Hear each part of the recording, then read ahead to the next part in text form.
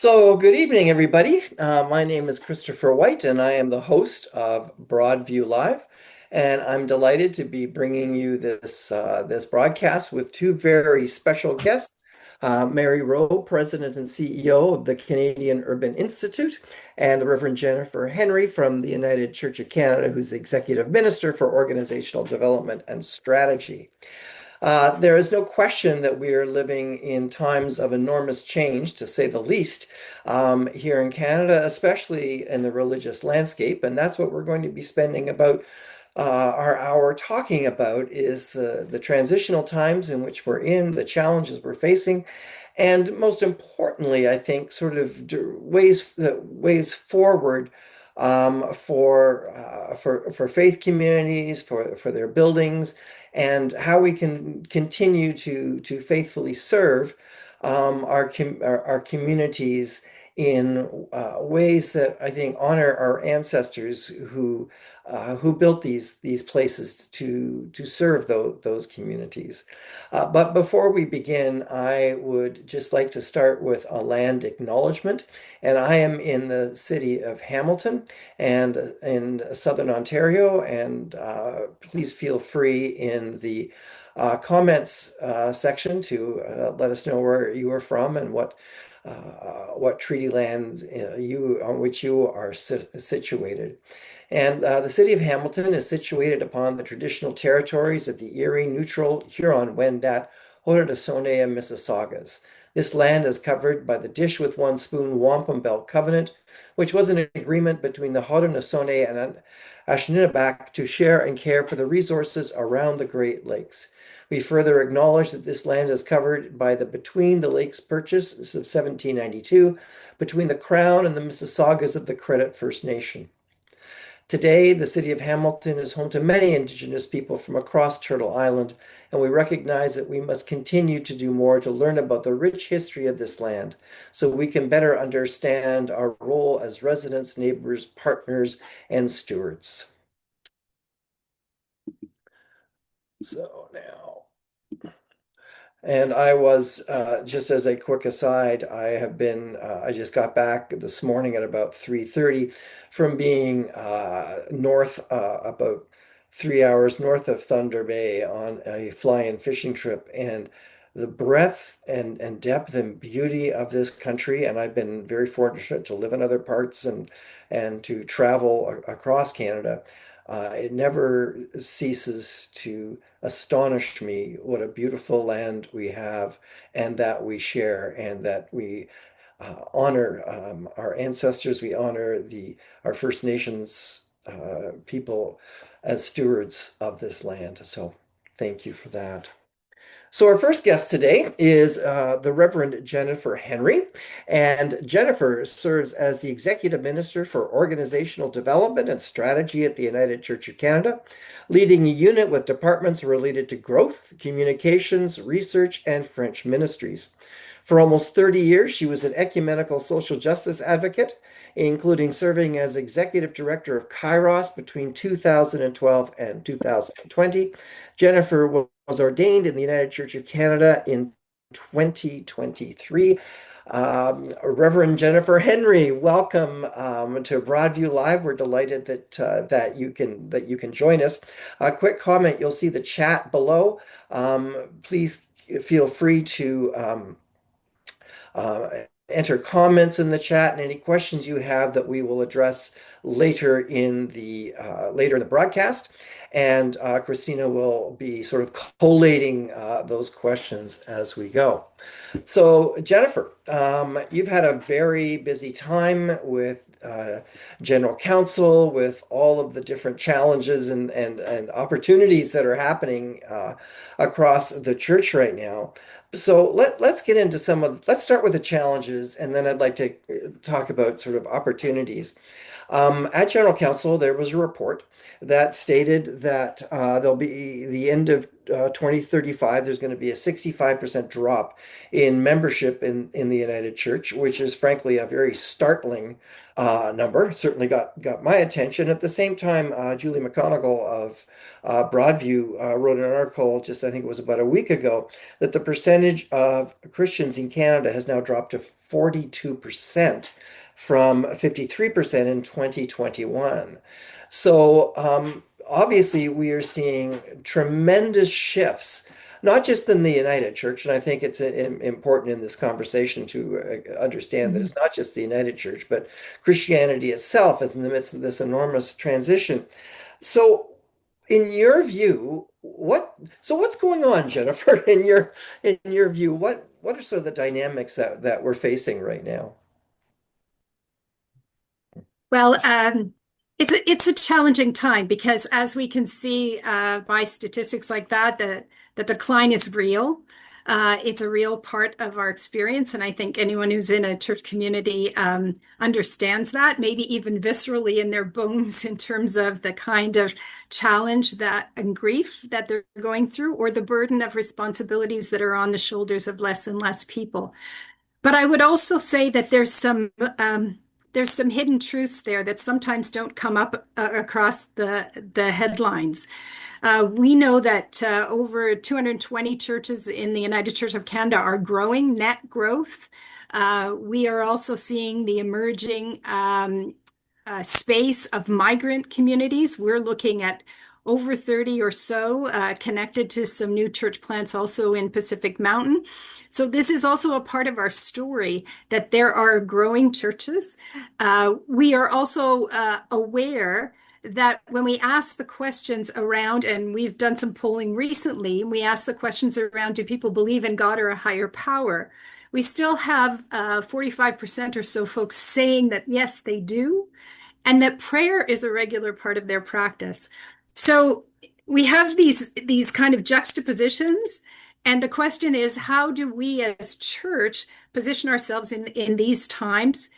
And I think it really turns on this question of rediscovering our why and that belief that we are still called, that we are propelled into that love of God and love of neighbor, that duty to hope, and that that's still part of our reality. And how we live that out is really the question from here on.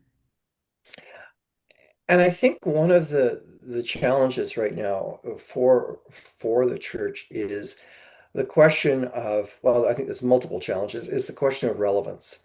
In the sense that, and you talked about the grief, and I can speak now as a retired minister, but I know the grief of older folks about why their children and grandchildren do not find value in this, and that it is no longer part of sort of the public square conversation.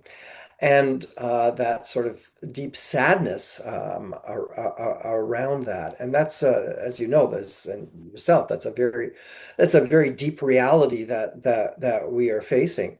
And yes, we are seeing growth. I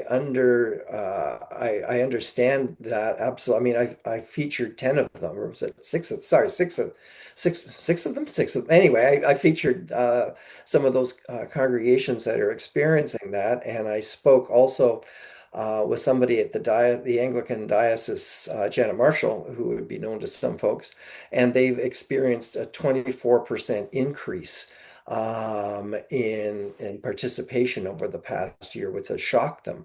So it's I think we have to be very real about where we are and understand it, but also we are a resurrection people. So you've got a project called 20 towards 2035, and can you talk to us a bit about what that's going to look like? And then I'd like to chat about our buildings. Okay. Yeah, so towards 2035 is really taking seriously the data that we've come to know, both in terms of the decline, but also the growth, and particularly what we're learning about that growth, and really to plot a whole church strategy. There is no possibility for us to address the challenges and the opportunities that present themselves to us at one level of the church. We really need to come together as communities of faith as regions and as the general councils, the denomination, to look at how we move forward. And we're really trying to anchor to a vision that really holds to who we are. We understand ourselves to be in terms of a coast to coast and rural and urban church. And really to tap into the sense of being inspired as per our call, but also resilient, that we don't have churches that are one crisis away from closure, or that they have a sense that they have enough. We know that we have to develop in two really key ways and key areas, and that is to better reflect the presence of Canada. If we are the United Church of Canada, we know there's a growing racialized communities. Newcomers are coming. Many of them bring Christianity with them as part of their faith. And we know we need to better reflect that across our church. And we know we need to better commit to meaningful ministry with youth, young adults, and children. That may not be about old models of a Sunday school in every church, but it may be about how do we minister to young people who, interestingly, are showing up in the data as being more spiritually curious than just their youth who are a little bit older. So towards 2035 is really about coming together with this whole church strategy, and specifically really trying to align to a different kind of future than the data would suggest to us.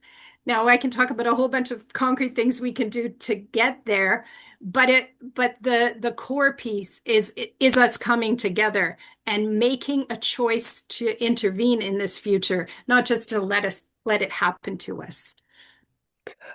One of the things that has struck me is in all of the conversations I've had sort of ecumenically as well is, the rest of the former mainline, the Anglicans, the Presbyterians for two, we're all in the same soup.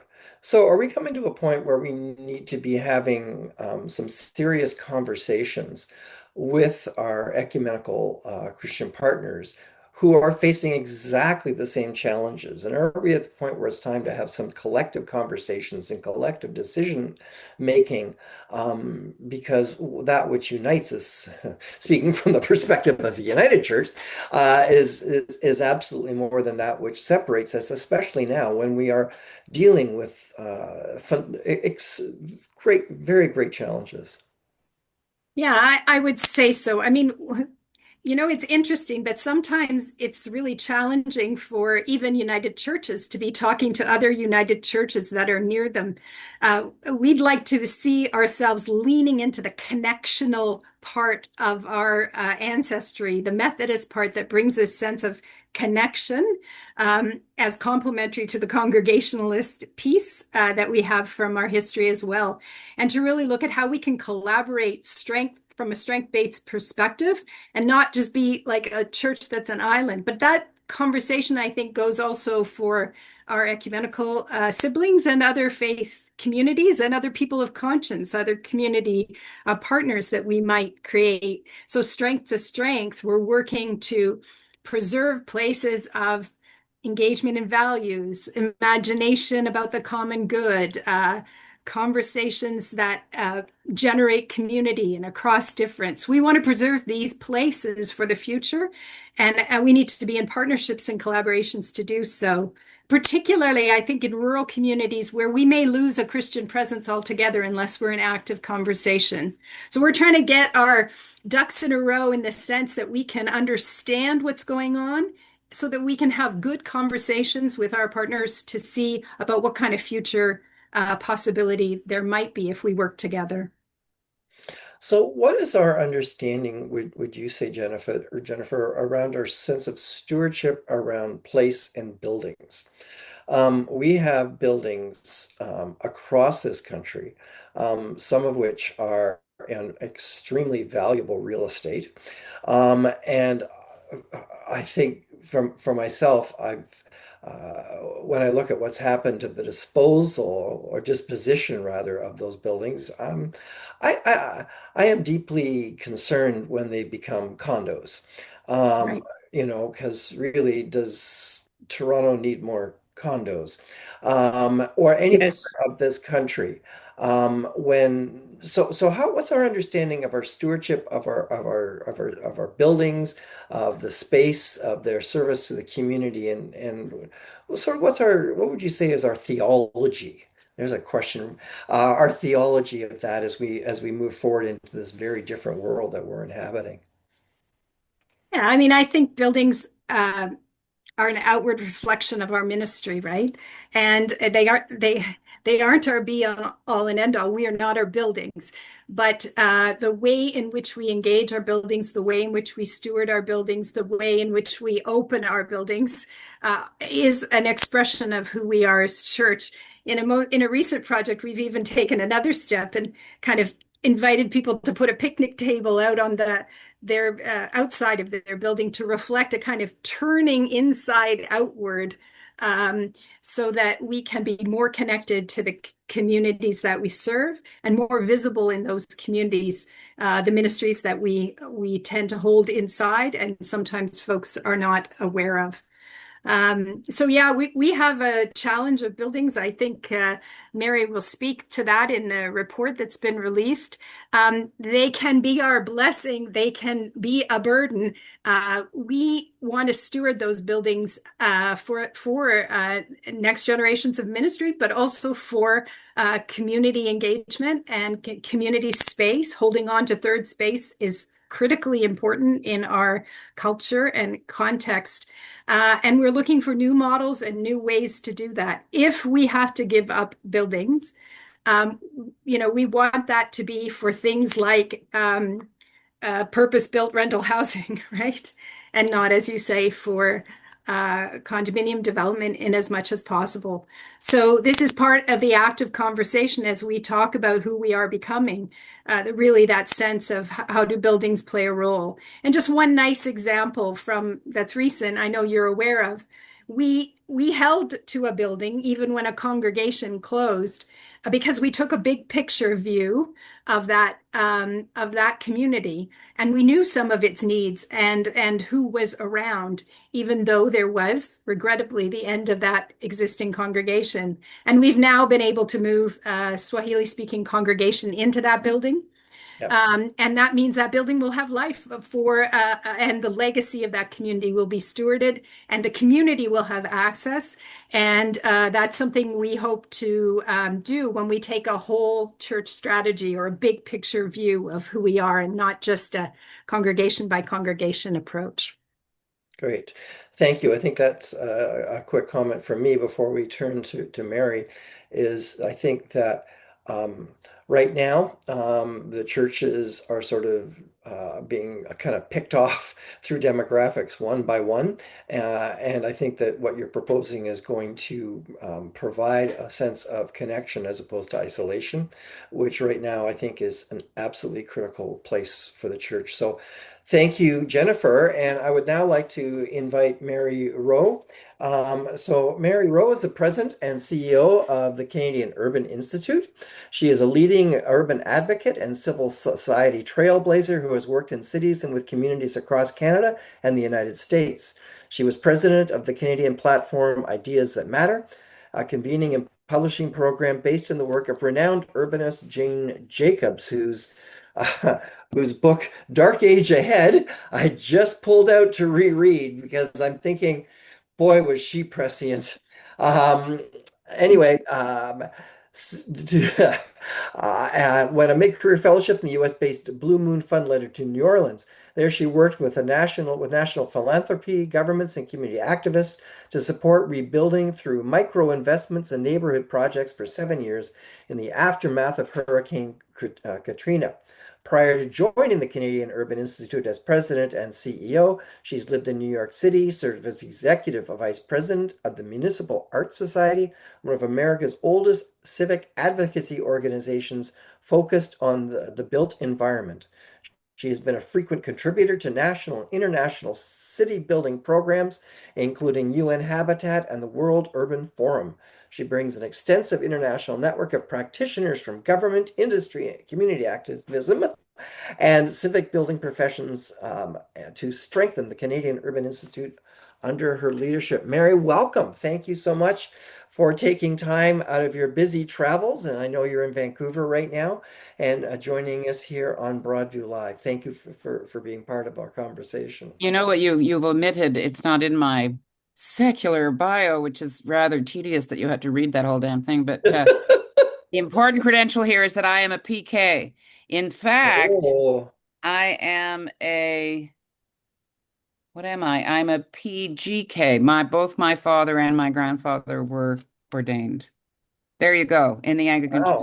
wow. In the end, A little bit of church cred, not a lot, but a little bit. well, I think your cred is good with us, but it's always good to have that.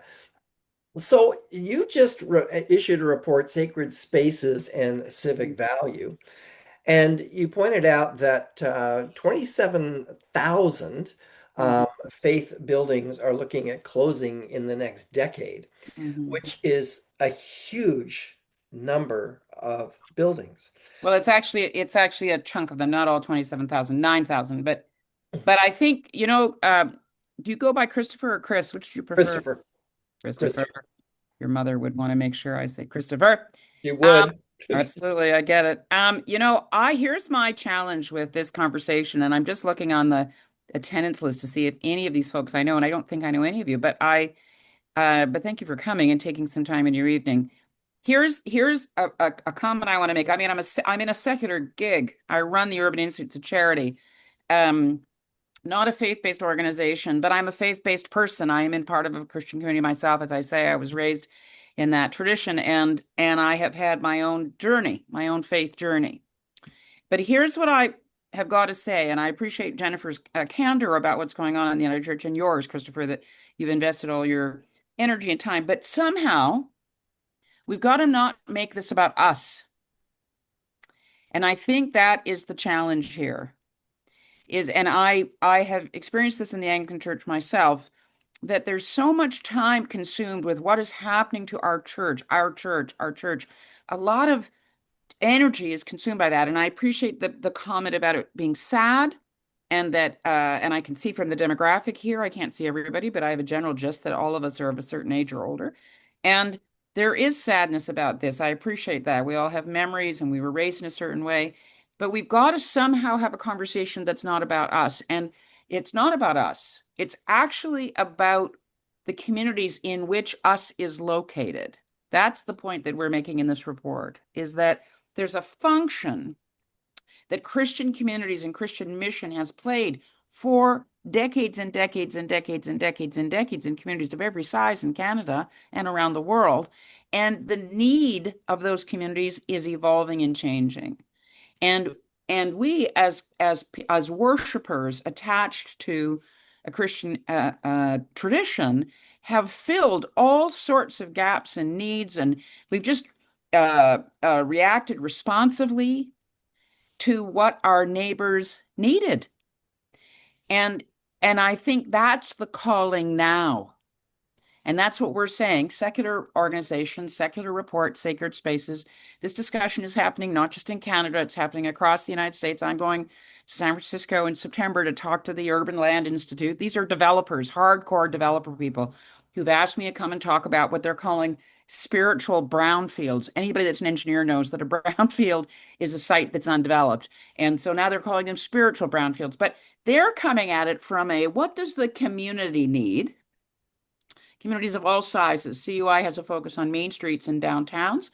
It's something that we sort of zeroed in on just before the pandemic. They are the sort of locus of economic and social activity in communities of every size.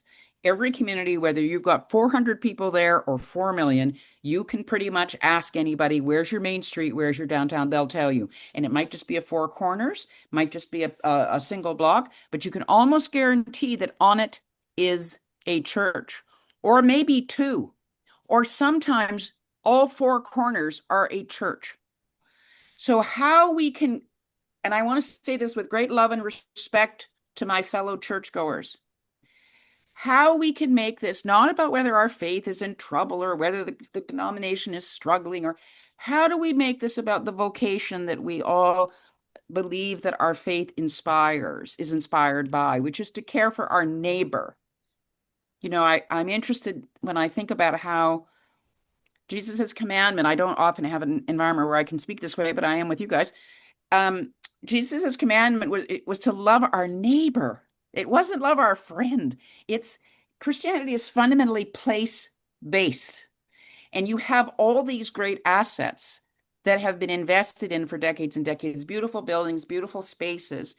And now they're unaffordable to a dwindling membership structure that is affecting not just churches, it's affecting Legion halls, it's affecting all sorts of spaces that were initially funded with a particular kind of membership and formula that doesn't work anymore. So we're all having to reimagine different kinds of arrangements. And our report really speaks to partnerships and what I would encourage when I get to speak to an audience like this, I get to say, let's rethink the Great Commandment.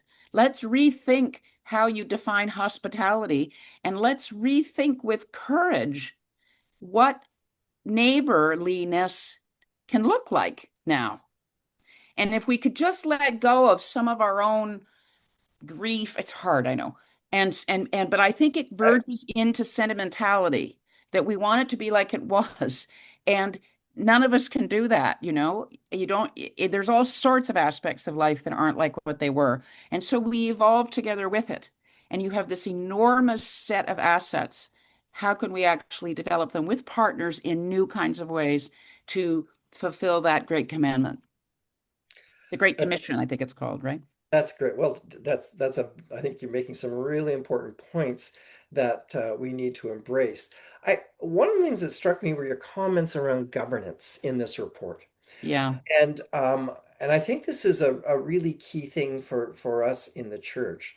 So you have, let's say you have an aging congregation that's shrinking and they have this facility and they're struggling to figure out what to do. And we have our own internal governance, we have our denominational governance. Um, how do we then engage when into these conversations and into these partnerships?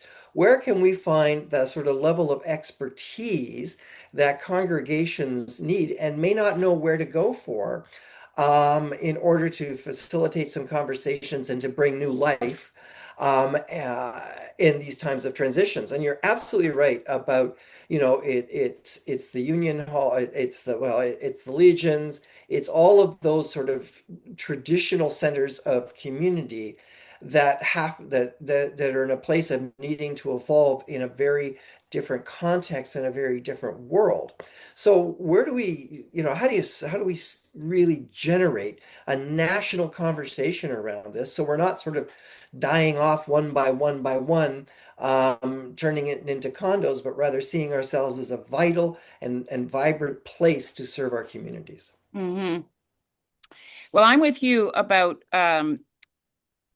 what a squandering of the wonderful investments in social capital that had been made on church sites if they are, as you suggested, just sold off to the highest bidder and made into condos. Like that's a horrible, horrible, disappointing thing. And we all know congregations in various denominations where that's what's happened and where it's been defended based on some kind of financial calculus. And I think the dilemma that you just suggested, Christopher, one of the challenges is, there are really imaginative people out there in designers, developers, planners, people with really good technical skills who could assist with a congregation that wants to do a mixed use development and they just need the expertise to know how to figure out what's called a pro forma. There are probably real estate people on the call. They can write in the chat what a pro forma is, but it's a huge lost opportunity if we just send it off to the highest bidder. That's a terribly unfortunate thing, and let's hope we don't do that. But I think that the crux of what you're dealing with, and I can tell you that in our report, part of what we struggled with in writing that report, it took us a couple of years to try to get that right and to talk to all the folks we wanted to talk to about it. And the dilemma is that you've got to remind yourself that there's a big chunk of the population that does not care what happens to churches. Yeah. And in fact, in some cases, just below the surface is a level of antipathy towards churches because of residential schools, because of their own experience feeling rejected, or their concern about the abuses that have existed in churches. So you need to know there's always, and that was kind of news to me, frankly, but that exists. There is a subcurrent that's suspicious and not going to, help you out. But that's not the dominant, but it exists. No, it absolutely does. If I can make a quick aside, a colleague of mine just posted about how she was doing a wedding, and the bride said, "Under no circumstances is the word God to be included in Yeah. the service, because I don't want my wedding associated with what's happening south of the border." Yes, so I was going to say that it is worsening now because of the I can't even say the word politicization of or weaponization of a certain kind of interpretation of Christianity. I agree with you. That's getting even that is going to become more and more over the next, I don't know how long that will go, but it is certainly happening more and more. I agree with you. The other thing, though, Christopher, is that as we become more pluralistic in Canada, we have lots of people arriving here who come from much more traditional understandings of Christianity, and that's a challenge as well. So all is to say, when we were writing this report, here's a piece for people to think about, and please respond in the chat. Churches have historically derived a financial benefit because they have been taxed differently. They've been taxed. They don't pay property tax. They are not taxed like other kinds of organizations are. And so the argument could be made that the public has a not only a vested but an earned interest in what the purpose of what the future purpose is of a property that the church may or may not own. And that is a conversation that's hard to have because congregations feel, well, just a second, we're the ones that are the governors of this. So when you say about governance, we're the ones who make this decision, and they feel a certain entitlement. And also, let me just say, in the secular world, I can tell you, planners, municipal staff really do not understand presbyteries, congregations, dioceses, who actually owns something, who doesn't. And so it's a labyrinthian kind of, behind the glass kind of view. And so they're not always sure who they should be talking with or partnering with. And so this isn't for the faint of heart. And no arrangement is the same anywhere. That's the other thing, is that there are all these anomalies and exceptions. Well, actually, in this community, it's that, and in that community, it's this. But we have to remind ourselves that this is not a new conversation in Europe. If you go into a church, you can see that it was a synagogue at one point. Then at one point, the Moors had it, and it was a mosque. Like these repurposing of civic buildings. I know you probably don't like the idea that you'd be called a civic building, but you are civic buildings. And the question for us, I think, as Christians has to be, how do we reach those new places of partnership that will instill, in our view, be consistent with our faith and consistent with our traditions and consistent with our moral compass, but at the same time benefit from other resources, other expertise? Because this is a harsh thing, I appreciate, but we've got to give up on, it's not about numbers. It's not about dwindling congregations. It's about the sustainability of these amenities, these places that are vital to communities. That's what we're arguing, is that's what the prime focus needs to be. That may not be what you guys agree with, but that's the perspective we took about honoring the tradition, honoring the sacredness of these assets, but acknowledging what their civic value and importance is going forward. Because once you lose a place like this that's had floor hockey and AA meetings and bake sales and funerals and baptisms and sit-ins and all the kinds of things that go on in communities across the country, faith communities, once you lose that function to a private function, to a development, you never get that civic function back. And that is the most significant issue for any city builder, is you need to not lose the capacity to have civic value and civic gathering. I think these are super important points that you're making, and I think that it behooves us to hear them, to really listen to where you are, because it's time for challenging conversations. But I think we have to see it just as a comment of challenging conversations that move us out of the place of focusing on what was and lost into what can be. and how we serve and how we serve our community. And I think if we can reorient ourselves, then we're in a whole different place. And I think that ties into what Jennifer was saying. So Jennifer, I want to bring you back into the conversation with Mary. And the question that I would like the two of you to speak on, and I'll probably kick in, is, what do you see, both of you, from your differing perspectives, as what does the future hold for sacred spaces and their communities? Because you're right. I mean, I look at the churches that I've served, and they've always been a community hub. How, they've always been a place where other organizations and people have come in and utilized that space.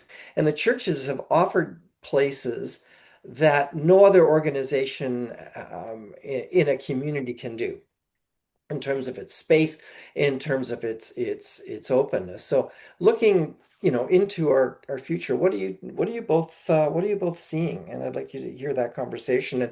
And Jennifer, if you have any comments also about what Mary said.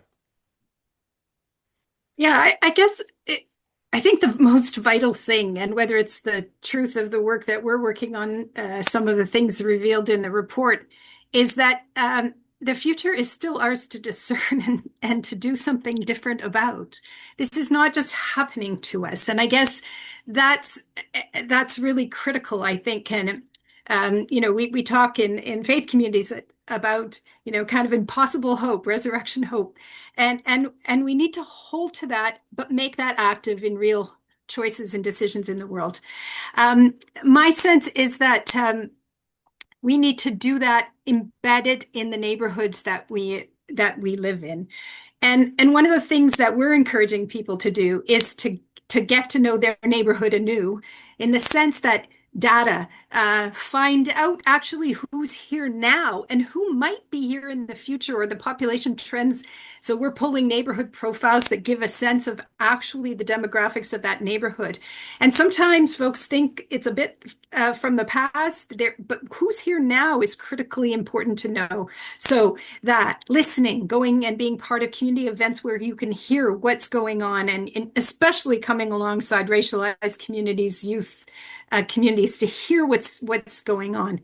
A very Anglican thing, I have some Anglican roots, walk the bounds of the parish, like walking around as a field trip of a community of faith, and coming back and doing some reflection on what it is you see, what it is you see new. It's all of that that provides a container for the discernment, and I think strengthening of partnership possibilities and outreach of a community. So then they're rooted deeply in the needs of the community around them.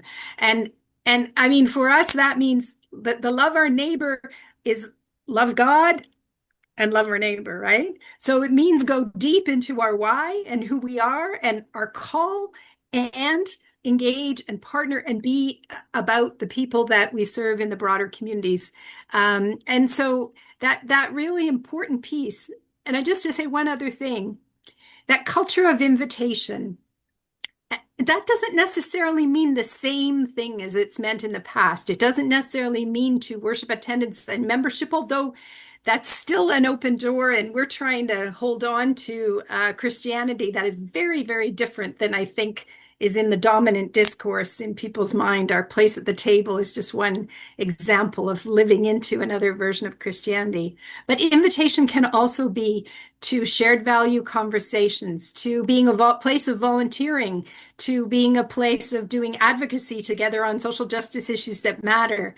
And I think in that possibility of invitation, folks can know the value of that community, that building in their community, even if that's not a place that they name themselves as a member of. And if they understand the value, then there's a possibility that together we can work at a solution that really makes sure that it's preserved as a place of shared imagination and meaning making, and also a place of Alcoholics Anonymous and brownies and whatever it is that also is happening in that space. Hmm. I remember Jane Jacobs, before she died, people would come to her and say, what are we going to do about Starbucks? And why is everybody going to Walmart? She would take these questions from people. And she always would come back and say, well, why don't you think about why they're going to Starbucks and why are they going to Walmart? Think about what it is that's attracting those people there. And I think this is an interesting question. We have faith places, places with faith traditions that are vibrant and have become, and people are putting them in the chat, they've become community hubs, they've become cultural centers. They probably are doing what they've always done, but they maybe market differently, or they've opened the doors differently, or they have different partners, or, many of you know probably the work of Graham Singh. He's got a circus in his church that is doing rehearsals every day. It's in Montreal, and a feeder for Cirque du Soleil. And, this idea that we look at where are people going? Because we know that we have the data, this Jennifer just mentioning, we have data to tell us that people are really lonely. Yeah. They are experiencing social isolation. So where are they going to address that? That's why, as I say, we have this focus on main streets, because we say, come back to the main street where you bump into neighbors and where you know the vendor from whom you're buying your product and you're supporting their family and jobs and the people that live above there, versus taking your hard-earned cash and spending it on Amazon, and then it just goes up into the cloud somewhere. So this idea that we start to look carefully at, well, where are people going? Where do they have a sense of meaning? And then what can we take from that? And I think this is where we have obviously a lot of ambivalence, because we have ambivalence about our own history. We have ambivalence about us. It's got to be us.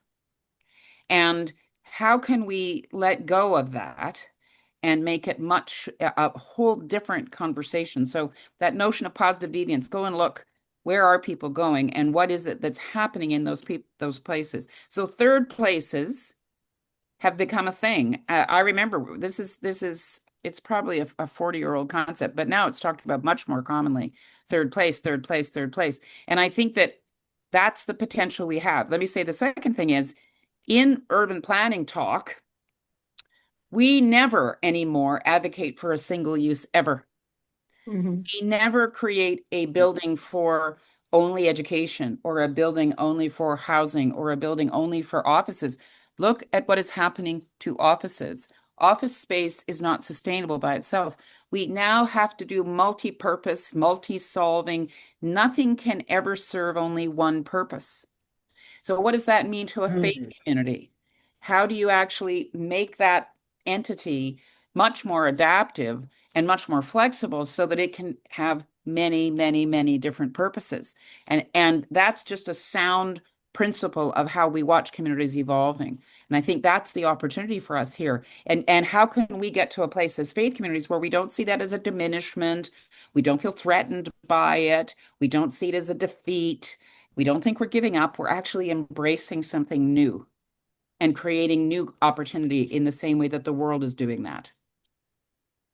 No, thank you both for this. I think if there's one thing I've heard tonight from both of you, is it's time for a mind shift and a perspective shift, and to move into just to move into a different place of understanding our role in the culture and the society and what it is to serve again.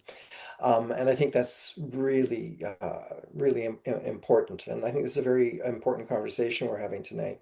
So it being an important conversation, Christina, I'd like to bring you in.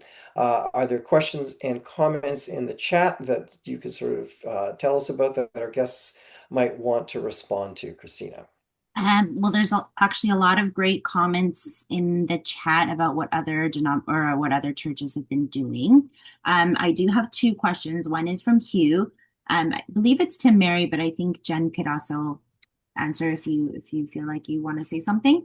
It's asking, should the United Church encourage, as part of the practice of discipleship, producing a sufficient number of children to maintain the number of potential next generation disciples to replace this generation? Jennifer's smiling at me because you want me to take that question. Yeah, I certainly do.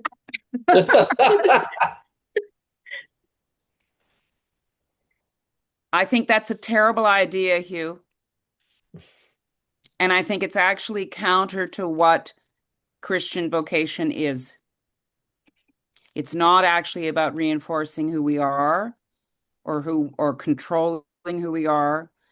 And in fact, what we need to be doing is opening our arms to all sorts of kinds of people and all sorts of ways in which they come into our lives and come into our communities. I do not think this is about perpetuating anybody in our image or having them connected to us in that way. And I appreciate perhaps what may be driving you there, but I think only a secularist can tell you that I think that's a really dumb idea. Don't even go there. More important that we look at all the opportunity that we have to open our arms to others. And that's in fact what I think this great potential is. Just think about the tradition we have in Canada. We have these faith assets, 27,000 buildings across this country have been invested in by blood, sweat, and tears, by our family members, by our ancestors, by people that believed in something in common. And I know when you go to older cultures, when you go to Asia, when you go to Africa, when you go to Europe, and you see these testaments of what people built together. It's so moving to me what they built together because they believed in something bigger than themselves, bigger than what they themselves could create, but something more collective. And that is the fabulous legacy of what Christian communities have built in communities of every size across this country. And we need to find ways to honor that and celebrate that and invest in them differently with a whole bunch of new partners and a whole bunch of other folks that will bring richness to the fabric that we have laid the ground for. And now it's going to grow into something different. Jennifer. Well, I agree. This is not the path we want to walk on. What I do feel like we need to speak to is the needs that we are seeing that continue to be out there. And our polling, I was just looking for the number, but basically is saying that 60% of folks are talking about stress or concern for their mental well-being. They're wondering about whether they are living their life purposefully. They are lacking relationships of depth. And at the extreme end, that causes things that a polarization in societies that we can see, and we see some examples of, as in comments in this to the south of us, but not only. And so we need to be able to step into that with a new kind of commitment, that these are the needs that are being presented out there, and to speak the words that we have to say to those needs, but be prepared to be transformed by the folks who come to the table. We've been talking about through part of our invite is around a place at the table, but the reality is that we have to be prepared that the things on the table, the menu is going to change radically when people come, but maybe even the table itself will be transformed, right? And when people bring the kind of agenda that they bring that come from their pain and the injustices they're experiencing, but maybe also from their hopes and dreams, we also have a new kind of mandate of what we want to advocate for in transforming. So, I mean, that openness to speaking into the needs that we can still see being represented, but with that kind of possibility that we are changed by that engagement and become different. And I think that that's really our call, and to be open to that transformation. It's risky and challenging for folks, but really a positive and hope-filled, I think, experience when we look at that for our future. Thank you. Christina, next question. Our next question is from Janice. Where would we start? Which social agencies would we ask to find out what the needs are for our community? Well, you've got a whole bunch of choices there, but you could talk, I mean, you could also talk to some of your companion churches who are in the same neighborhood, because there's also a question in the chat about what would happen if the Uniteds and the Anglicans all kind of piled them together. And so there may be a ministerial association or something like that may be collecting data.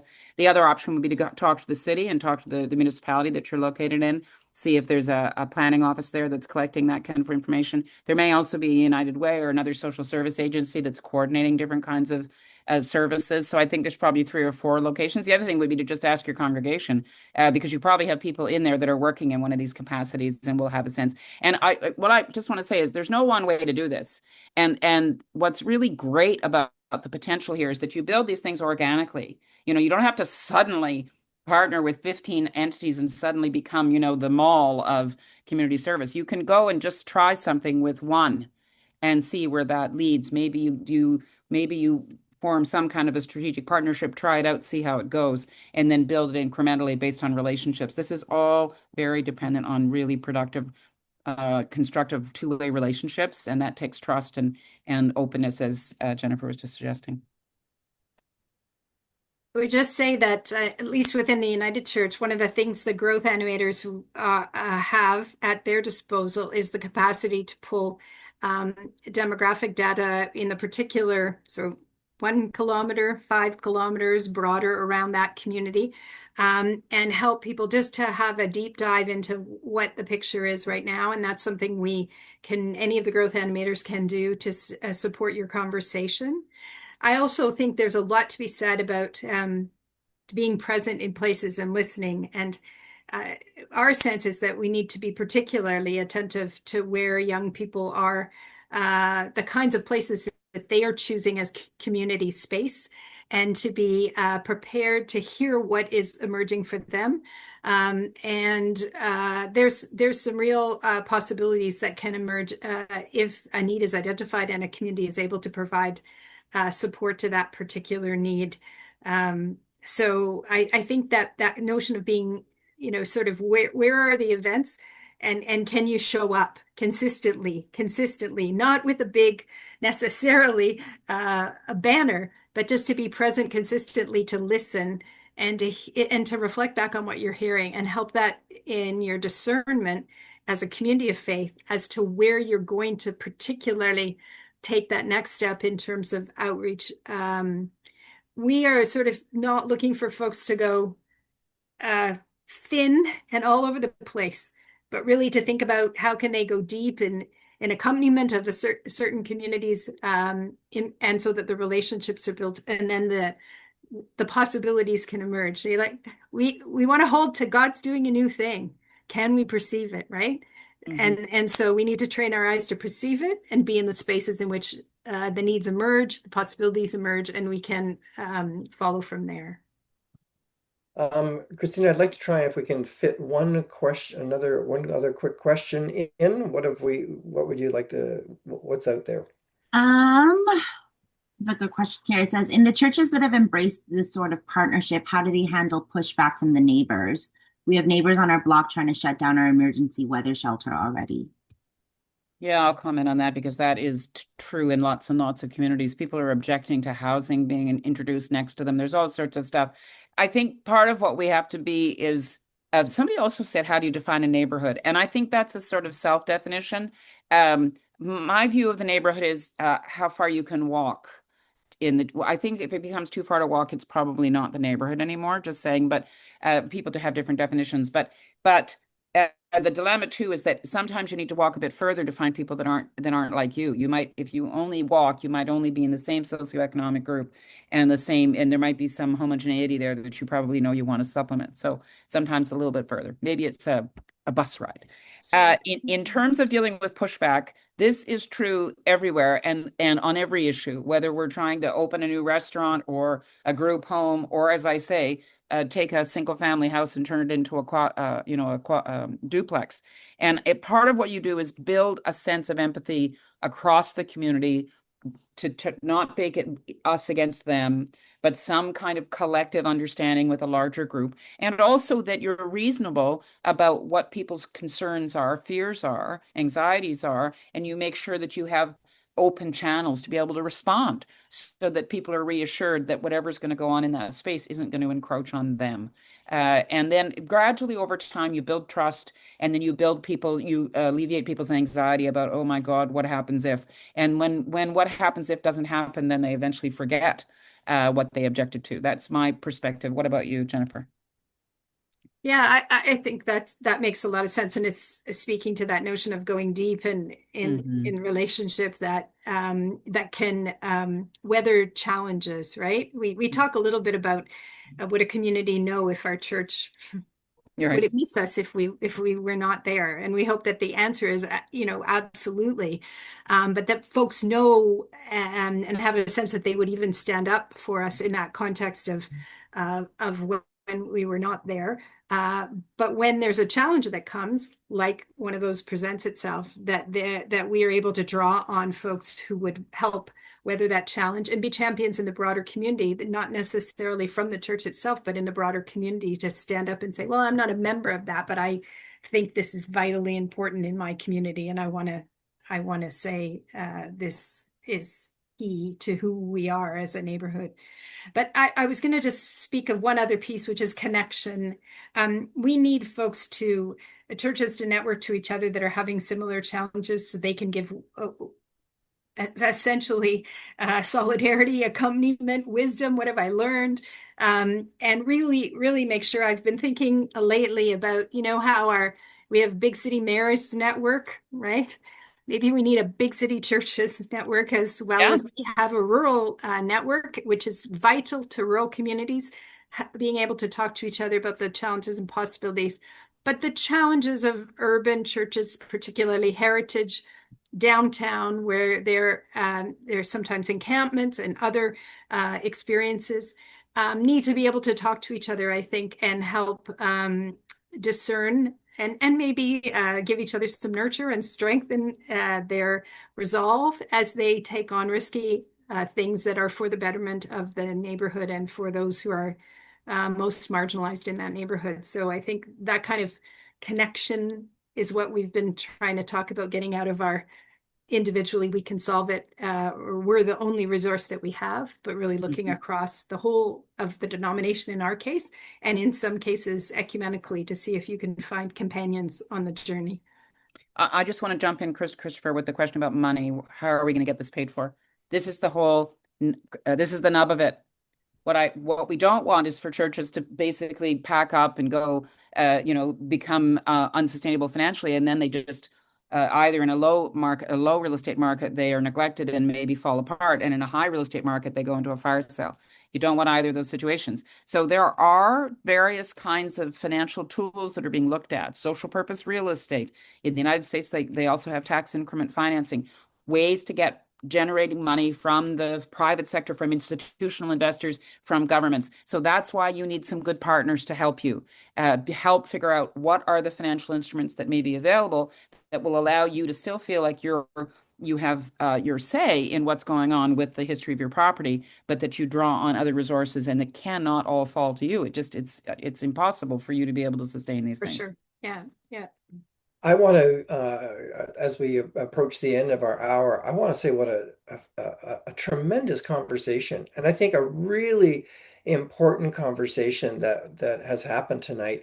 And honestly, I don't see this as a one-off. I think there's more that's going to emerge out of this conversation. And Mary, I have to tell you that one of my oldest and best friends has heard you and read your stuff before, and she says, "Oh, you get to interview her? She's fabulous." So you both are fabulous tonight. So I am just so grateful that you have that you have shared this conversation and helped us, I think, as a church sort of really move into a different conversation and a different place because we need to.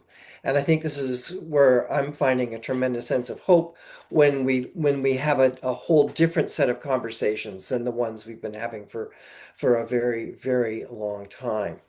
So thank you both. Broadview Live is a production of Broadview Magazine. And Broadview Magazine is committed to the type of vibrant and interesting and really important conversations that we had like tonight. I hope that you will support the magazine not only as a subscriber, but also as a place to contribute to support. It is a registered charity, but it allows us new ways of reaching out and of connecting and having the conversations that are really going to give us a way forward. And I think that way forward is a critical place for all of us, especially right now in this very challenging time in which we live. I just mentioned I was a couple of hours north of Thunder Bay, no cell phone for 9 days. And man, oh man, it was restful. It just gave you a sense to catch your breath. And I think we all need to catch our breath a bit right now. But thank you both. And thank everyone who has been a part of this. And we will see you in a month. This is Christopher White. Thank you for being part of Broadview Live. Thanks for having me.